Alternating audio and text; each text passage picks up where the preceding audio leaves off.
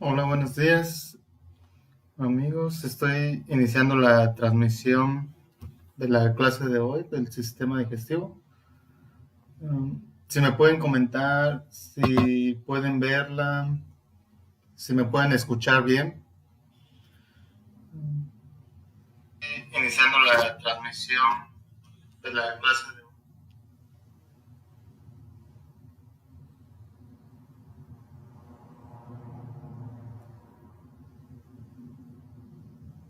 Si me pueden comentar, ya sea por el live o por el WhatsApp, también los puedo leer por allá.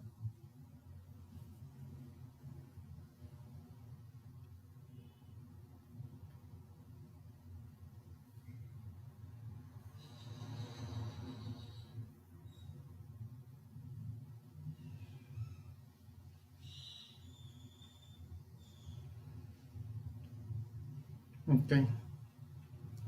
No tienen problemas tampoco para ver la presentación.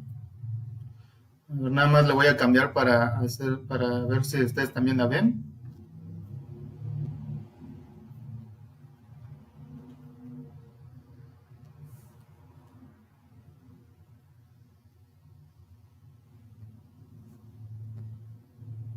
Ok, entonces vamos a esperar un rato, mm, unos minutos en lo que se terminen de conectar, para que estén la mayoría de los compañeros.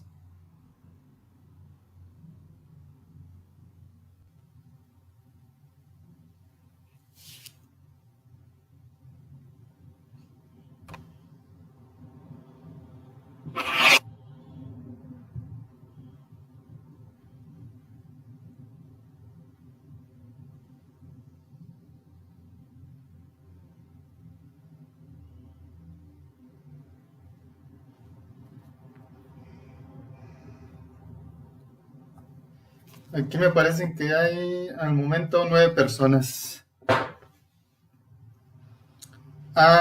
Lo comparto con una aplicación que se llama OBS Studio. Nada más tuve que hacer una configuración como que para conectarla con Facebook. Pero si quiere, más adelante le enseño cómo se necesita una computadora.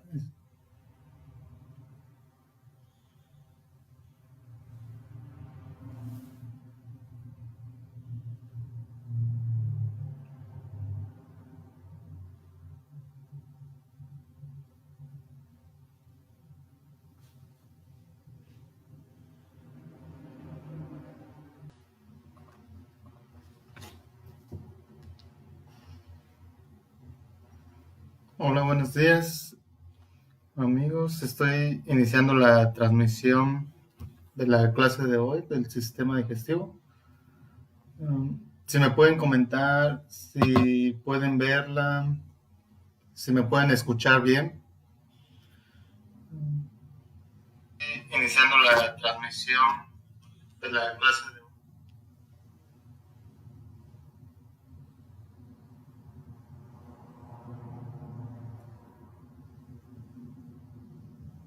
Se me pueden comentar ya sea por el live o por el WhatsApp, también los puedo leer por allá.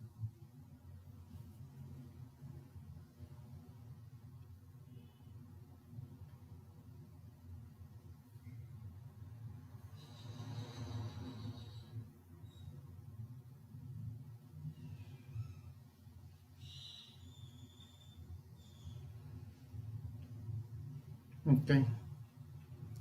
No tienen problemas tampoco para ver la presentación. Nada más le voy a cambiar para ver si ustedes también la ven.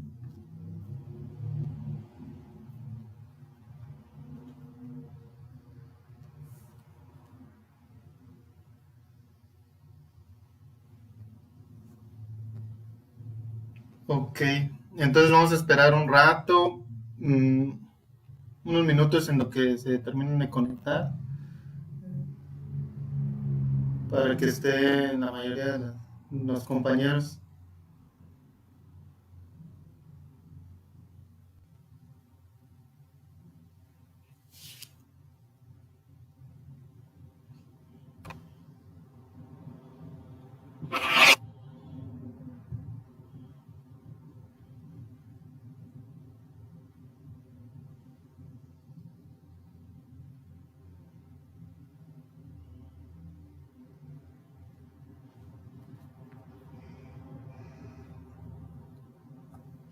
Aquí me parece que hay al momento 9 personas.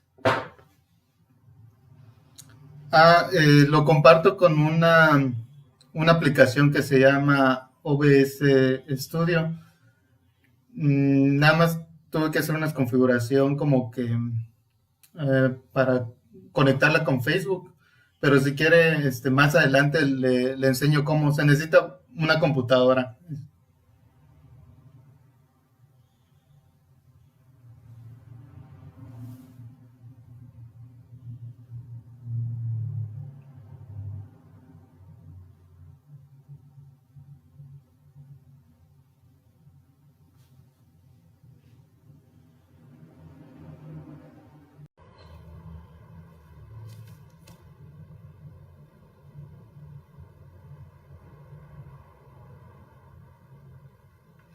Una disculpa, parece que se detuvo la transmisión. Ya volví a iniciar una nueva. Si la pueden volver a sintonizar.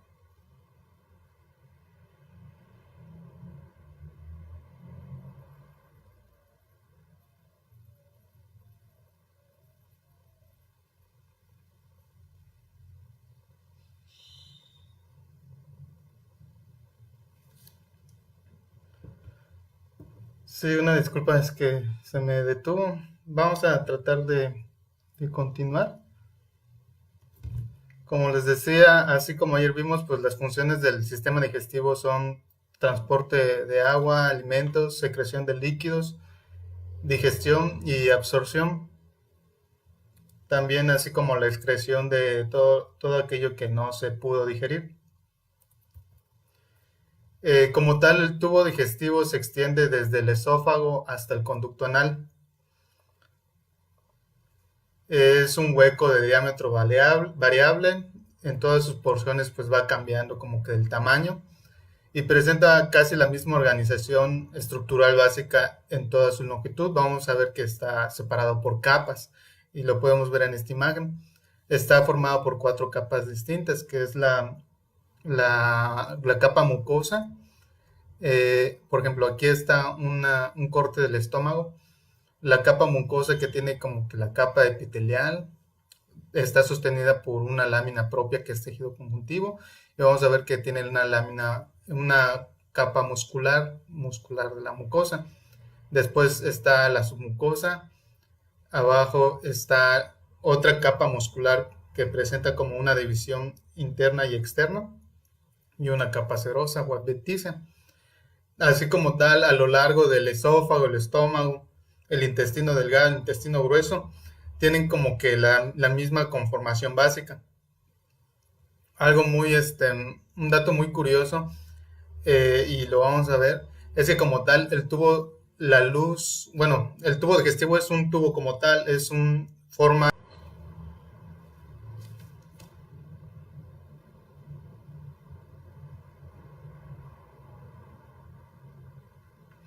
Una disculpa, parece que se detuvo la transmisión. Ya volví a iniciar una nueva. Si la pueden, volver a sintonizar.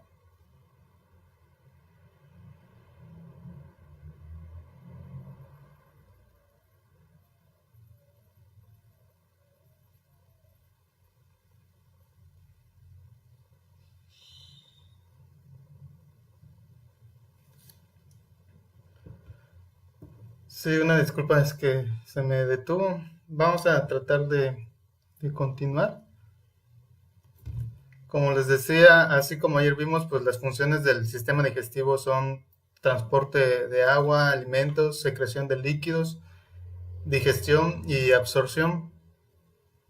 También así como la excreción de todo aquello que no se pudo digerir. Como tal, el tubo digestivo se extiende desde el esófago hasta el conducto anal. Es un hueco de diámetro variable. En todas sus porciones pues va cambiando como que el tamaño y presenta casi la misma organización estructural básica en toda su longitud. Vamos a ver que está separado por capas y lo podemos ver en esta imagen. Está formado por 4 capas distintas, que es la capa mucosa. Por ejemplo, aquí está un corte del estómago. La capa mucosa que tiene como que la capa epitelial está sostenida por una lámina propia que es tejido conjuntivo y vamos a ver que tiene una lámina, una capa muscular de la mucosa. Después está la submucosa, abajo está otra capa muscular que presenta como una división interna y externa y una capa serosa o adventicia. Así como tal, a lo largo del esófago, el estómago, el intestino delgado, el intestino grueso, tienen como que la misma conformación básica. Algo muy, un dato muy curioso, y lo vamos a ver, es que como tal, el tubo, la luz, bueno, el tubo digestivo es un tubo como tal, es un forma.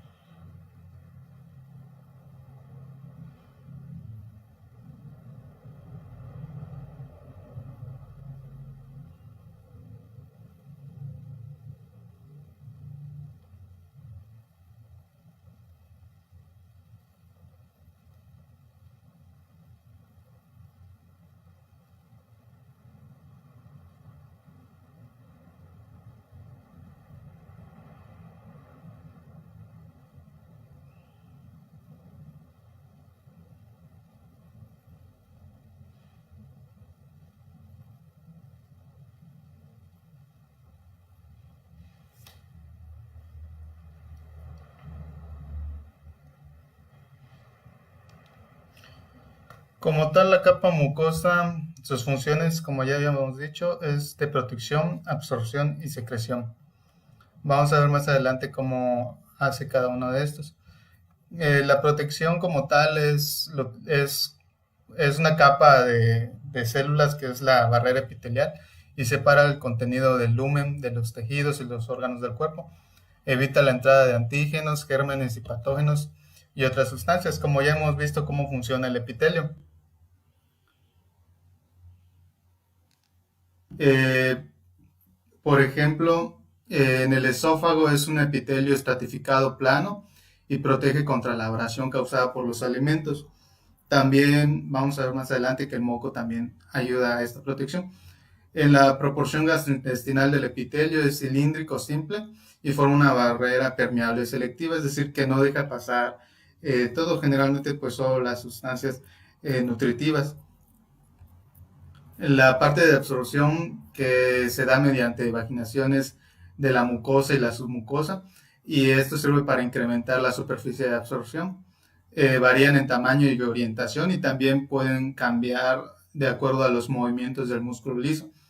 Existen como que se separan en pliegues circulares, que son como que pliegues o vaginaciones submucosas a lo largo generalmente del intestino delgado.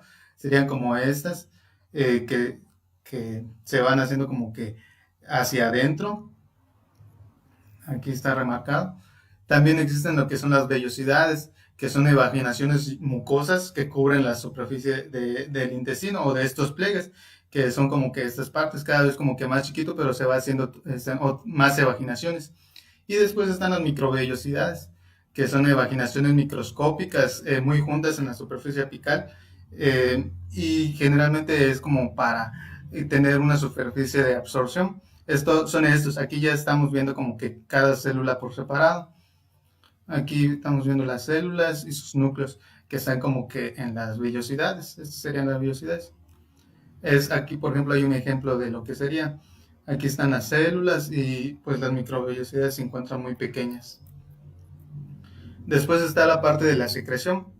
La secreción provee una lubricación, que es esto que conocemos como moco, que tiene enzimas digestivas, hormonas, anticuerpos, y se da a partir de las glándulas y se secretan hacia la luz.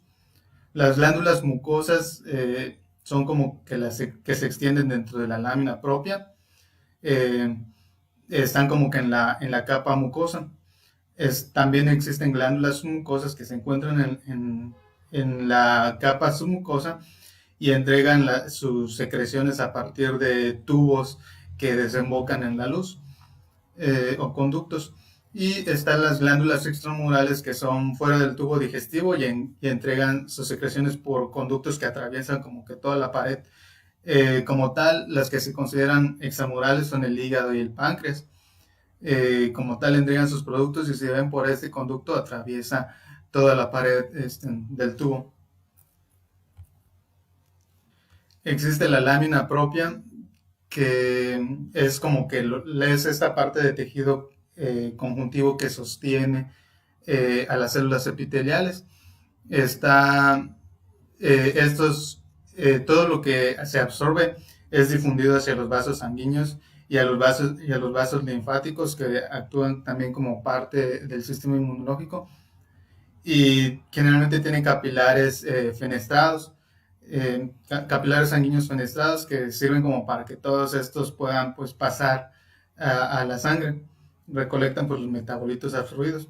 Tienen también nódulos linfáticos y células del sistema inmunitario, eosinófilos, macrófagos, neutrófilos, pues actúan como una barrera. También es parte de la protección.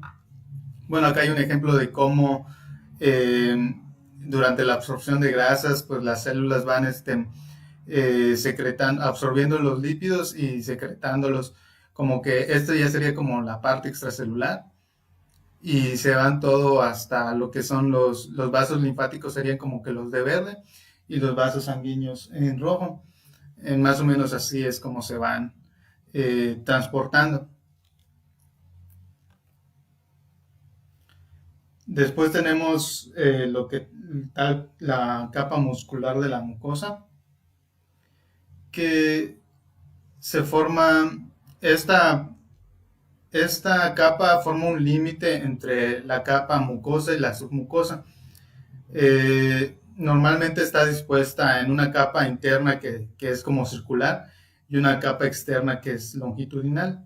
Sirve como para a cambiar todos estos, así como veíamos todas estas vellosidades, sirve como para cambiar su forma y adaptarse, digamos que al contenido de la luz.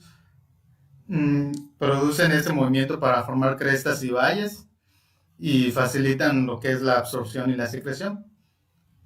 También depende del movimiento, es independiente del movimiento peristáltico de toda la pared del tubo digestivo. Ese movimiento lo vamos a ver en otra capa, que es la muscular externa. Entonces, a veces, bueno, yo cuando estaba estudiando se me confundía entre estas dos capas, pero hay que entender que la capa mucosa como tal tiene una capa epitelial, una lámina propia y una muscular. Y aparte existe una capa muscular externa que es la que produce la peristalsis. La capa submucosa contiene vasos sanguíneos, como ya habíamos visto. Aquí también pasan lo que son los nódulos linfáticos o vasos linfáticos. En algunos sitios presentan glándulas como en el esófago y el duodeno. Y pasa una red de fibras nerviosas amielínicas que constituyen el plexo submucoso o plexo de Meissner y son parte del sistema nervioso entérico. Este plexo sirve para inervar el músculo liso de la capa mucosa.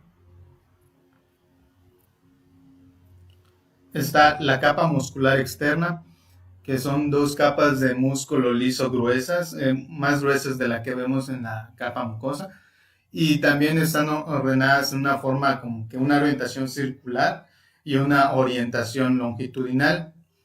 Digamos que unos son como en forma de círculos y otras pues son en forma de líneas, por así decir. Entre estas dos capas de músculo existe también tejido conjuntivo y que igual contiene vasos sanguíneos, linfáticos y somas de neuronas parasimpáticas y también del sistema nervioso entérico. Y se llama plexo mientérico o plexo de Auerbach. Igual, sirve para inervar los músculos de esta capa externa y sí sirve para la peristalsis, que es lo que vamos a ver. Como tal, existe una contracción de la capa interna circular, que digamos que es el que comprime y mezcla el contenido del tubo. Y hay otra contracción longitudinal, que es como que la que impulsa el contenido a lo largo del tubo. Más o menos, yo me lo imagino como si fuera un gusanito, ¿no? Por así decir, cómo se mueve. Más o menos esto utiliza como para pues mover todo lo que hay dentro de la luz. Esta contracción rítmica y lenta es lo que produce y lo que conocemos como la peristalsis, que es como que todo este movimiento que hace todo el tubo digestivo para pues ir moviendo pues todo lo que comemos. Existen ciertas variaciones en la musculatura de la capa externa o la musculatura externa. Por ejemplo, en el esfínter faringoesofágico y en el esfínter anal externo existe músculo estriado en cierta parte. También en el estómago aparece una tercera capa de músculo liso con orientación como que oblicua, ya que el estómago, aunque no tiene tanto forma de un tubo, sino como que de un saco, por así decir, y necesita como que otra capa como para hacer todo este movimiento. En el intestino grueso también la capa longitudinal se engrosa y forma tres bandas que se le conocen como las tenias del colon. Más adelante lo vamos a ver, pero serían más o menos como que estas bandas que sirven igual como para hacer todo el movimiento de la peristalsis. En varios puntos a lo largo del tubo digestivo es la capa muscular circular se engrosa y crea lo que llamamos esfínteres, que son como válvulas. Estos restringen el paso de como tal el quimo, que ahorita lo vamos a ver, que como para que se queden en cierta parte hasta que ya haya sido degradado hasta cierto punto y después pasen. El primero lo vemos, el esfínter faringoesofágico o esfínter esofágico superior, que es la que impide la entrada del aire en el esófago, es con la que más o menos en la que está por la garganta y la que nosotros al momento de tragar sentimos así como que se abre o cierra. En el esfínter está después el esfínter esofágico inferior, que este está en la unión del esófago y el estómago. Este evita el reflujo de los contenidos gástricos hacia el esófago y está ayudado por el diafragma, que crea como que una presión que evita que el contenido del estómago se regrese al esófago. Aquí lo podemos ver, el diagrama igual, el diafragma, perdón, como que nos ayuda a cerrar esta parte. Está también el esfínter pilórico, que es como que la unión entre el estómago y el duodeno. Controla la liberación del quimo, que es como que todo lo que tenemos acá, lo que se está digiriendo en el estómago. Eh, eh,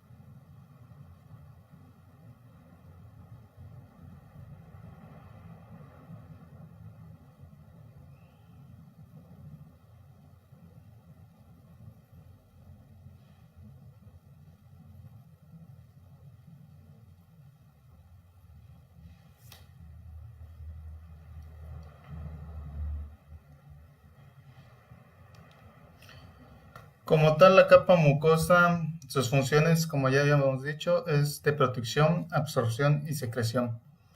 Vamos a ver más adelante cómo hace cada uno de estos. La protección como tal es una capa de células que es la barrera epitelial y separa el contenido del lumen de los tejidos y los órganos del cuerpo. Evita la entrada de antígenos, gérmenes y patógenos y otras sustancias, como ya hemos visto cómo funciona el epitelio. Eh, por ejemplo, en el esófago es un epitelio estratificado plano y protege contra la abrasión causada por los alimentos. También vamos a ver más adelante que el moco también ayuda a esta protección. En la proporción gastrointestinal del epitelio es cilíndrico simple y forma una barrera permeable selectiva, es decir, que no deja pasar todo, generalmente pues solo las sustancias nutritivas. La parte de absorción que se da mediante vaginaciones de la mucosa y la submucosa, y esto sirve para incrementar la superficie de absorción. Varían en tamaño y orientación y también pueden cambiar de acuerdo a los movimientos del músculo liso. Existen como que se separan en pliegues circulares, que son como que pliegues o vaginaciones submucosas a lo largo generalmente del intestino delgado. Serían como estas, que se van haciendo como que hacia adentro. Aquí está remarcado. También existen lo que son las vellosidades, que son evaginaciones mucosas que cubren la superficie del intestino o de estos pliegues, que son como que estas partes, cada vez como que más chiquito, pero se va haciendo más evaginaciones. Y después están las microvellosidades, que son evaginaciones microscópicas muy juntas en la superficie apical, y generalmente es como para tener una superficie de absorción. Son estos, aquí ya estamos viendo como que cada célula por separado. Aquí estamos viendo las células y sus núcleos que están como que en las vellosidades. Estas serían las vellosidades. Aquí, por ejemplo, hay un ejemplo de lo que sería. Aquí están las células y pues las microvellosidades se encuentran muy pequeñas. Después está la parte de la secreción. La secreción provee una lubricación, que es esto que conocemos como moco, que tiene enzimas digestivas, hormonas, anticuerpos, y se da a partir de las glándulas y se secretan hacia la luz.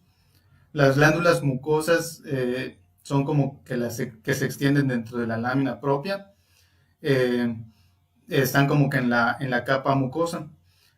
También existen glándulas submucosas que se encuentran en la capa submucosa y entregan sus secreciones a partir de tubos que desembocan en la luz, o conductos. Y están las glándulas extramurales que son fuera del tubo digestivo y entregan sus secreciones por conductos que atraviesan como que toda la pared. Como tal, las que se consideran extramurales son el hígado y el páncreas. Como tal, entregan sus productos y si ven por este conducto atraviesa toda la pared del tubo. Existe la lámina propia, que es como que es esta parte de tejido conjuntivo que sostiene a las células epiteliales. Está, todo lo que se absorbe es difundido hacia los vasos sanguíneos y a los vasos linfáticos, que actúan también como parte del sistema inmunológico, y generalmente tienen capilares fenestrados, capilares sanguíneos fenestrados, que sirven como para que todos estos puedan pues pasar a la sangre, recolectan pues los metabolitos absorbidos. Tienen también nódulos linfáticos y células del sistema inmunitario, eosinófilos, macrófagos, neutrófilos, pues actúan como una barrera. También es parte de la protección. Bueno, acá hay un ejemplo de cómo durante la absorción de grasas, pues las células van absorbiendo los lípidos y secretándolos, como que esto ya sería como la parte extracelular, y se van todo hasta lo que son los vasos linfáticos, serían como que los de verde, y los vasos sanguíneos en rojo. Más o menos así es como se van transportando. Después tenemos la capa muscular de la mucosa, que se forma, esta capa forma un límite entre la capa mucosa y la submucosa. Normalmente está dispuesta en una capa interna que es como circular y una capa externa que es longitudinal. Sirve como para a cambiar todos estos, así como veíamos todas estas vellosidades, sirve como para cambiar su forma y adaptarse, digamos que al contenido de la luz. Producen este movimiento para formar crestas y valles y facilitan lo que es la absorción y la secreción. También depende del movimiento, es independiente del movimiento peristáltico de toda la pared del tubo digestivo. Ese movimiento lo vamos a ver en otra capa, que es la muscular externa. Entonces, a veces, bueno, yo cuando estaba estudiando se me confundía entre estas dos capas, pero hay que entender que la capa mucosa como tal tiene una capa epitelial, una lámina propia y una muscular. Y aparte existe una capa muscular externa que es la que produce la peristalsis. La capa submucosa contiene vasos sanguíneos, como ya habíamos visto. Aquí también pasan lo que son los nódulos linfáticos o vasos linfáticos. En algunos sitios presentan glándulas como en el esófago y el duodeno. Y pasa una red de fibras nerviosas amielínicas que constituyen el plexo submucoso o plexo de Meissner y son parte del sistema nervioso entérico. Este plexo sirve para inervar el músculo liso de la capa mucosa. Está la capa muscular externa, que son dos capas de músculo liso gruesas, más gruesas de la que vemos en la capa mucosa, y también están ordenadas en una forma como que una orientación circular y una orientación longitudinal. Digamos que unos son como en forma de círculos y otras pues son en forma de líneas, por así decir. Entre estas dos capas de músculo existe también tejido conjuntivo y que igual contiene vasos sanguíneos, linfáticos y somas de neuronas parasimpáticas y también del sistema nervioso entérico. Y este se llama plexo mientérico o plexo de Auerbach.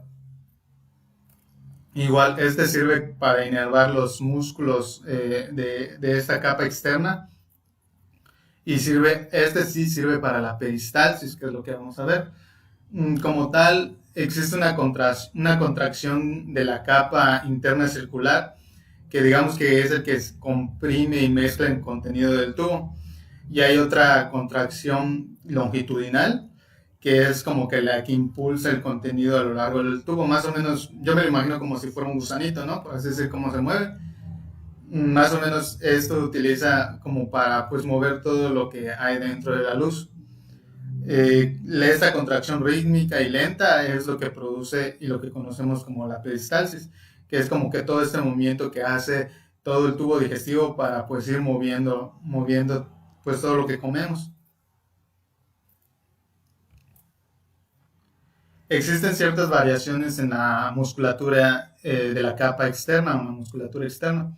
Por ejemplo, en el esfínter faringoesofágico y en el esfínter anal externo existe músculo estriado en cierta parte. También en el estómago aparece una tercera capa de músculo liso con orientación como que oblicua, ya que el estómago, aunque no tiene tanto forma de un tubo, sino como que de un saco, por así decir, y necesita como que otra capa como para hacer todo este movimiento.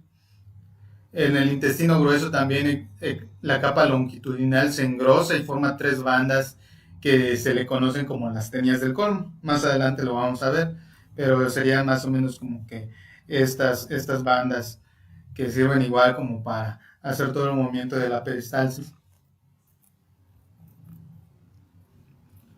En varios puntos a lo largo del tubo digestivo, la capa muscular circular se engrosa y crea lo que llamamos esfínteres, que son como válvulas.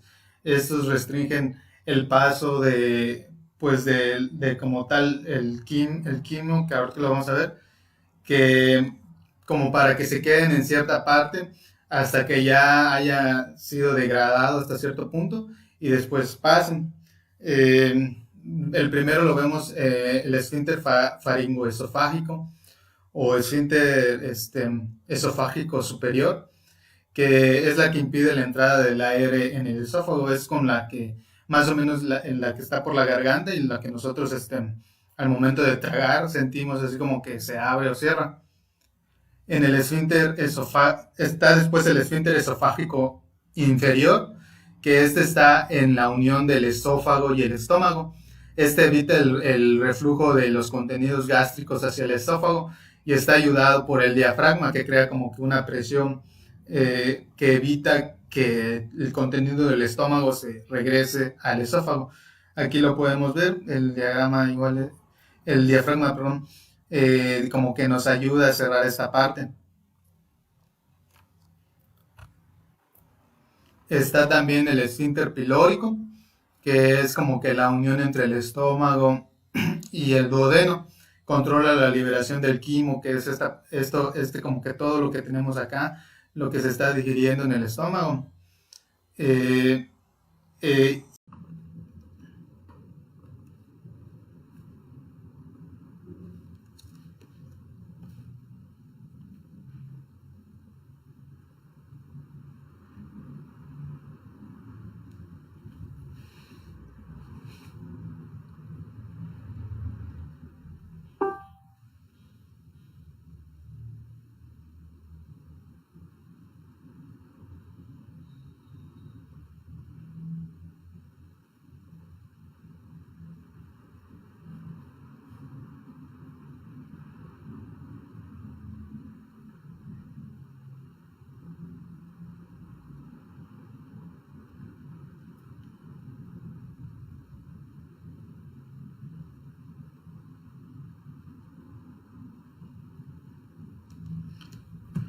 como tal, como decíamos, el esófago presenta,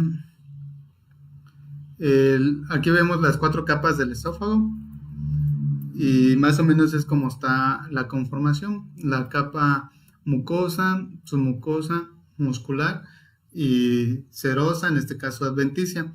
Más o menos así está conformado todo lo que es el tubo digestivo, las partes del tubo digestivo.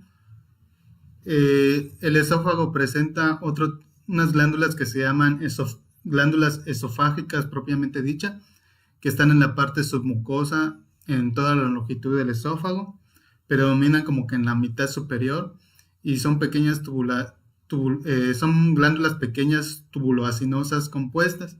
El conducto excretor tiene epitelio estratificado plano y el moco es como levemente ácido.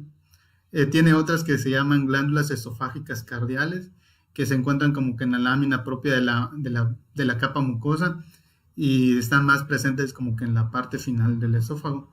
Producen un moco más neutro. Vamos a pasar al estómago. El estómago es como una región dilatada justo debajo del diafragma. Forma como que esa parte que todos nosotros conocemos, que es como una bolsita, un saco. Y recibe el bolo del alimento del esófago. Aquí lo que hace es como que lo empieza a mezclar y digerir parcialmente por la acción de las secreciones gástricas y lo mezcla esta mezcla se conoce como quimo. Este quimo pasa al intestino delgado y continúa un proceso de digestión y absorción. Como tal, el estómago no se encarga tanto de absorber, sino más como que de digerir o ir como que rompiendo todos los enlaces. Eh, Se divide como tal.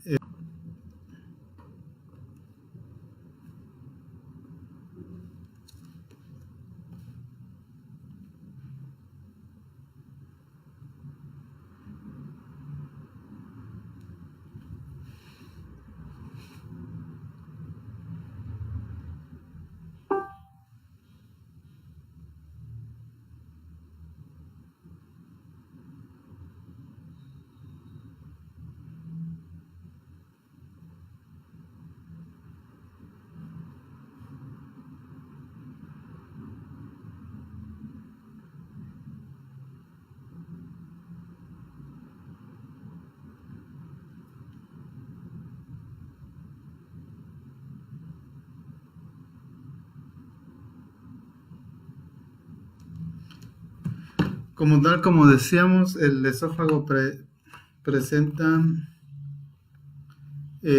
aquí vemos las 4 capas del esófago y más o menos es como está la conformación, la capa mucosa, submucosa, muscular y serosa, en este caso adventicia. Más o menos así está conformado todo lo que es el tubo digestivo o las partes del tubo digestivo. El esófago presenta unas glándulas que se llaman glándulas esofágicas propiamente dicha, que están en la parte submucosa en toda la longitud del esófago, predominan como que en la mitad superior y son pequeñas son glándulas pequeñas tubuloacinosas compuestas. El conducto excretor tiene epitelio estratificado plano y el moco es como levemente ácido. Tiene otras que se llaman glándulas esofágicas cardiales, que se encuentran como que en la lámina propia de la capa mucosa y están más presentes como que en la parte final del esófago. Producen un moco más neutro. Vamos a pasar al estómago. El estómago es como una región dilatada justo debajo del diafragma. Forma como que esa parte que todos nosotros conocemos, que es como una bolsita, un saco. Y recibe el bolo del alimento del esófago. Aquí lo que hace es como que lo empieza a mezclar y digerir parcialmente por la acción de las secreciones gástricas y lo mezcla esta mezcla se conoce como quimo. Este quimo pasa al intestino delgado y continúa un proceso de digestión y absorción. Como tal, el estómago no se encarga tanto de absorber, sino más como que de digerir o ir como que rompiendo todos los enlaces. Eh, Se divide como tal.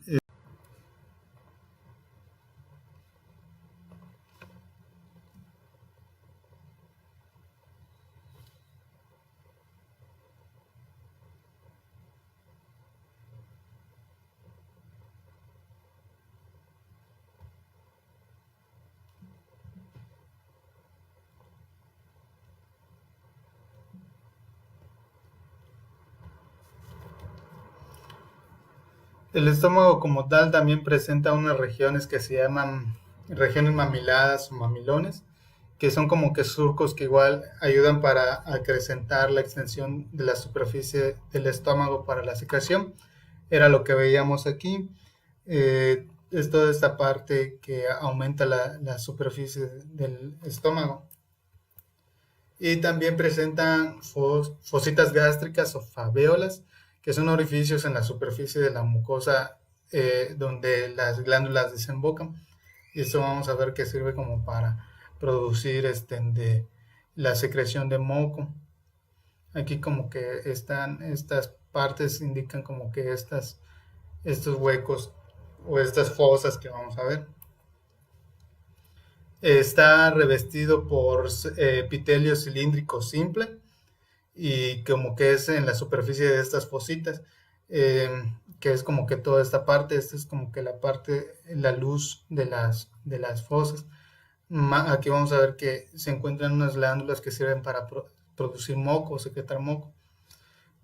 Poseen una gran dilatación apical llena de gránulos de mucinógeno que crean una lámina glandular de células.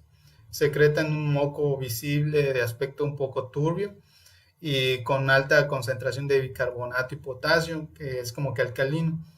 Este impide que se mezclen como que los contenidos que están en la luz y hay como que moco más ácido. Entonces sirve también como protección contra los jugos gástricos y contra la abrasión de los componentes del quimo. Como tal, como les decía, no cumplen con una función absortiva tan importante, eso es más adelante, en la parte del intestino delgado. Están también las glándulas fúndicas, que son glándulas tubulares simples ramificadas y que van desde el fondo de las fositas gástricas hasta como que la parte muscular de la mucosa. Estas se extienden muy hasta abajo, todo eso. Esta es una imagen, como que una representación en dibujo. Varias glándulas desembocan en una sola fosita, que es como que estas que se van uniendo, y aquí es donde secretan lo que es el moco. Poseen un cuello estrecho y un largo, y son largas y fondas, y largas y hondas. Producen jugo gástrico cerca de como 2 litros o litro y medio por día.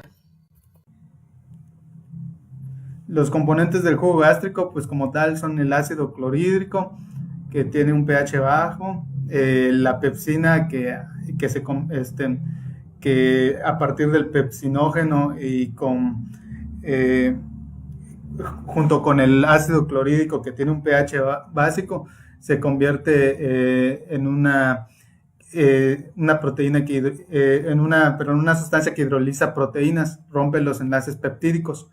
Este sirve como para hacer todo este proceso de digestión. También tiene moco, que es una cubierta como que ácida y secretada por otro tipo de células, y sirve como igual para mantener esta lubricación y esta barrera para que digamos que el ácido o de los jugos pues no les afecte también. Y un factor intrínseco, que son glucoproteínas secretadas por las células parietales, y sirve como absorción de vitaminas más adelante en el ileón distal. Eh, los tipos celulares de las glándulas fúngicas. Existen varios tipos celulares que como que componen una glándula y cada quien cumple con un trabajo. Están las células mucosas del cuello, que, que son como que en una parte corta de la glándula o del cuello. eh, Son células que contienen menos mucinógeno. Son de núcleo esferoidal y secretan un moco soluble solamente cuando el estómago está activo. El moco es menos alcalino que el moco turbio que hablamos anteriormente y es como que insoluble. Se consideran como que precursores inmaduros de las células mucosas superficiales, las que habíamos visto anteriormente. Están las células principales o células adelomorfas, que secretan de muchas proteínas, y por eso mismo tienen un retículo muy grande. Esta parte de la célula presenta un aspecto basófilo, y en la parte del citoplasma apical de la célula es eosinófilo por mucha presencia de vesículas. Tiene un núcleo redondeado y es de ubicación basal. Secretan lo que es el pepsinógeno, que en conjunto con el ácido clorhídrico sirve para hidrolizar en proteínas. Aquí vemos las células principales, son como que estas. Aquí las vemos apuntadas. Y aquí vemos las células parietales, también las apuntas, son un poquito más claras, por así decirlo. Más o menos es como que la forma de la célula, más o menos así la representan, y tienen muchas gránulos o vesículas, que serían estas. Y pues, en la parte de abajo tienen un reabundante. Están las células parietales o delomorfas, que están igual en parte del cuello de las glándulas fúngicas.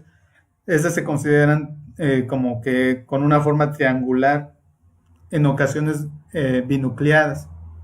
El vértice, como que el vértice o la parte de, si esto lo vemos como si esto lo vemos como si fuera un triángulo, como que el vértice es como que esta unión apunta hacia la luz, y como que la base está sobre la lámina basal. Eh, Tienen un citoplasma que se tiñe con eosina o como de color rosa. Y ahorita vamos a ver la importancia de estas células. Es que sintetizan ácido clorhídrico a partir del CO2 de la sangre, que se difunde de la lámina basal, que es esto que vemos. Y ya una vez dentro del citoplasma forma lo que es el ácido carbónico.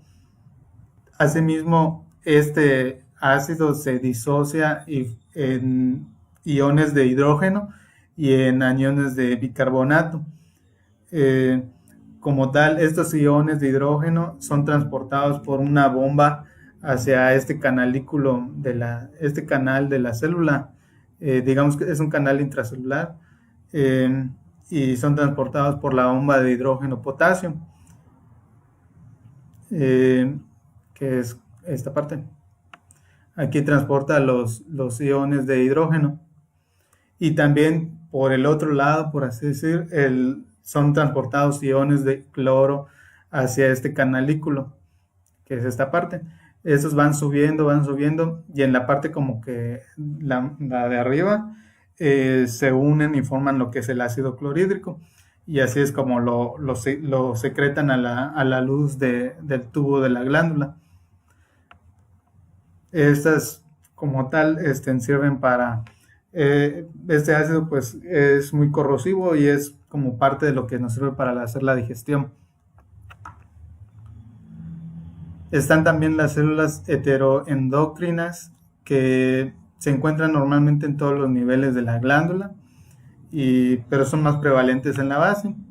Son de dos tipos: las cerradas, que digamos son las que aparecen así, que como que no están expuestas a la luz, como que no, y las abiertas son las que como que una evaginación de su citoplasma si atraviesa esta parte de las microvellosidades y se expone a la luz. Se dice que estas células toman muestra de los contenidos de la luz y sirven para liberar hormonas según la información obtenida en este proceso. Se le llaman quimiorreceptores primarios. Están las células madres adultas o indiferenciadas, que son como que las precursoras de todos estos tipos celulares que componen una glándula, y al dividirse permiten pues la renovación celular continua. Están presentes en el istmo de la glándula. El istmo es como esta parte de acá, como un poquito más arriba del cuello. Aquí estas células se dividen para pues formar las células mucosas superficiales, o se dividen para formar, no sé, cualquier célula de la glándula que se necesite cambiar.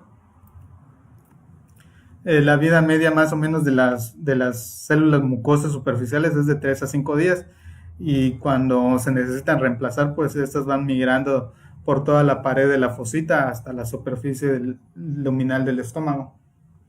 Esta es una que está en división. Aquí podemos ver un aumento de esta.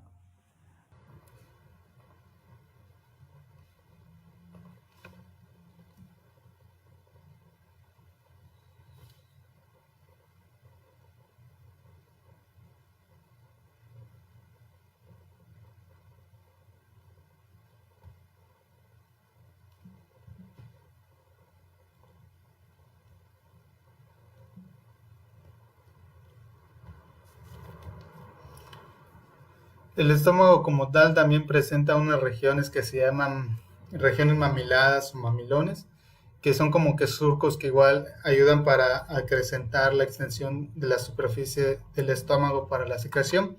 Era lo que veíamos aquí. Es toda esta parte que aumenta la superficie del estómago. Y también presentan fositas gástricas o faveolas, que son orificios en la superficie de la mucosa donde las glándulas desembocan. Y esto vamos a ver que sirve como para producir de la secreción de moco. Aquí como que están estas partes, indican como que estos huecos o estas fosas que vamos a ver. Está revestido por epitelio cilíndrico simple, y como que es en la superficie de estas fositas, que es como que toda esta parte. Esta es como que la parte, la luz de las fosas. Aquí vamos a ver que se encuentran unas glándulas que sirven para producir moco, secretar moco. Poseen una gran dilatación apical llena de gránulos de mucinógeno, que crean una lámina glandular de células. Secretan un moco visible de aspecto un poco turbio y con alta concentración de bicarbonato y potasio, que es como que alcalino. Este impide que se mezclen como que los contenidos que están en la luz, y hay como que moco más ácido. Entonces sirve también como protección contra los jugos gástricos y contra la abrasión de los componentes del quimo. Como tal, como les decía, no cumplen con una función absortiva tan importante. Eso es más adelante, en la parte del intestino delgado. Están también las glándulas fúndicas, que son glándulas tubulares simples ramificadas, y que van desde el fondo de las fositas gástricas hasta como que la parte muscular de la mucosa. Estas se extienden muy hasta abajo, todo eso. Esta es una imagen como que una representación en dibujo. Varias glándulas desembocan en una sola fosita, que es como que estas que se van uniendo, y aquí es donde secretan lo que es el moco. Poseen un cuello estrecho y un largo, y son largas y fondas, y largas y hondas. Producen jugo gástrico cerca de como 2 litros o litro y medio por día. Los componentes del jugo gástrico, pues como tal, son el ácido clorhídrico, que tiene un pH bajo, la pepsina, que a partir del pepsinógeno y eh, junto con el ácido clorhídrico, que tiene un pH básico, se convierte en una proteína en una sustancia que hidroliza proteínas, rompe los enlaces peptídicos. Este sirve como para hacer todo este proceso de digestión. También tiene moco, que es una cubierta como que ácida y secretada por otro tipo de células, y sirve como igual para mantener esta lubricación y esta barrera para que digamos que el ácido o de los jugos pues no les afecte también.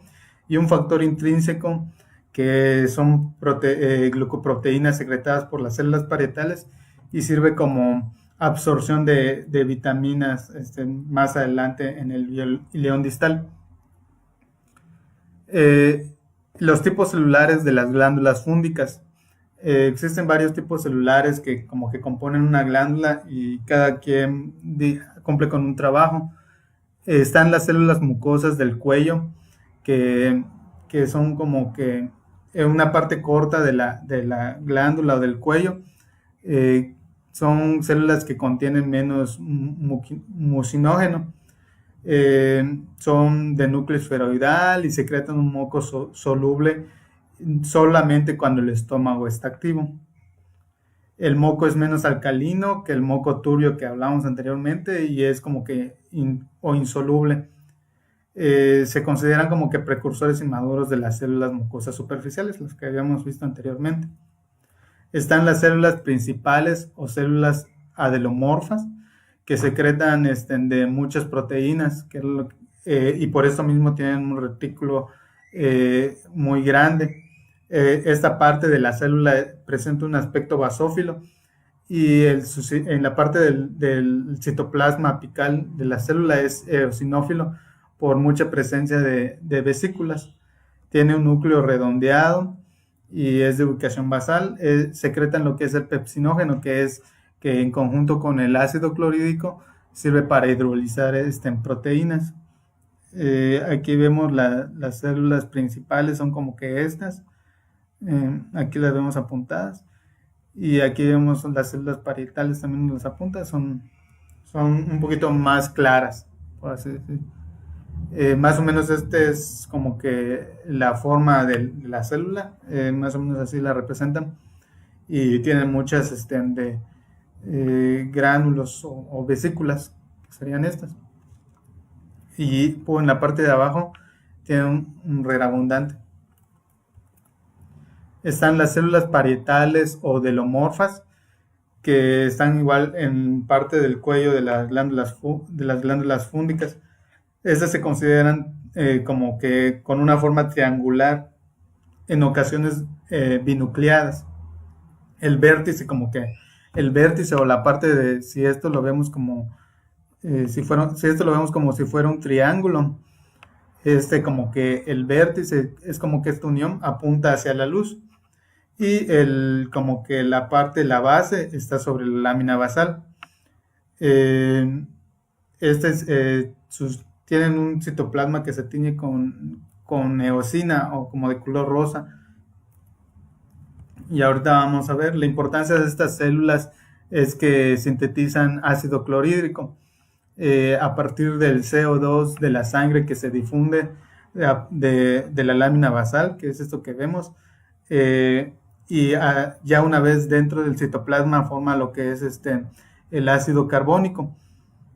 Asimismo, ácido se disocia en iones de hidrógeno y en aniones de bicarbonato.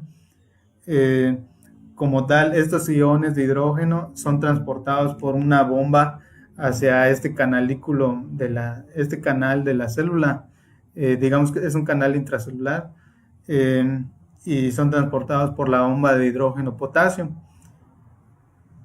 que es esta parte. Aquí transporta los iones de hidrógeno. Y también por el otro lado, por así decir, son transportados iones de cloro hacia este canalículo, que es esta parte.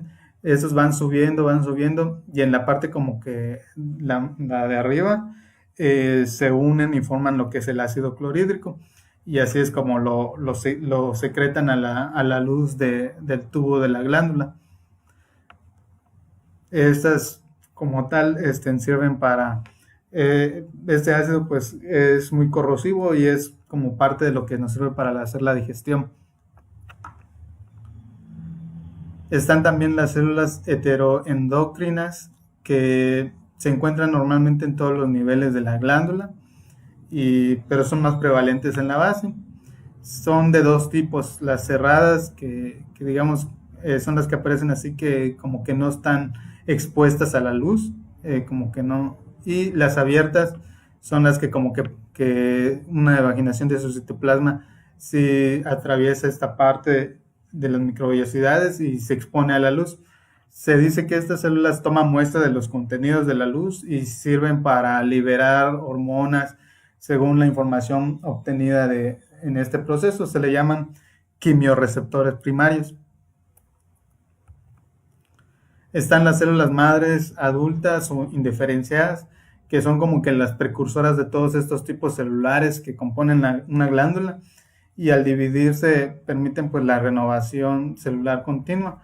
Están presentes en el istmo de la glándula. El istmo es como esta parte de acá, como un poquito más arriba del cuello. Aquí estas células se dividen para pues formar las células mucosas superficiales, o se dividen para formar, no sé, cualquier célula de la glándula que se necesite cambiar. La vida media más o menos de las células mucosas superficiales es de 3 a 5 días, y cuando se necesitan reemplazar, pues estas van migrando por toda la pared de la fosita hasta la superficie luminal del estómago. Esta es una que está en división. Aquí podemos ver un aumento de esta